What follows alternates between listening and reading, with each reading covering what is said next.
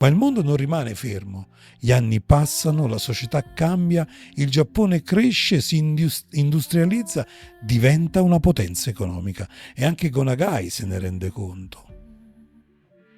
Non basta più vincere, non basta più sconfiggere il nemico alla fine dell'episodio. La realtà si fa più complessa. Le certezze si incrinano. Serve raccontare non solo la vittoria, ma il suo prezzo.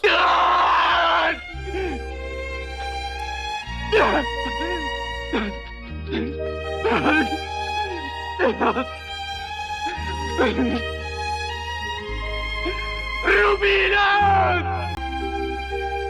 Serve un eroe che non combatte per entusiasmo, serve un protagonista che conosce la perdita, che porta addosso le conseguenze della guerra.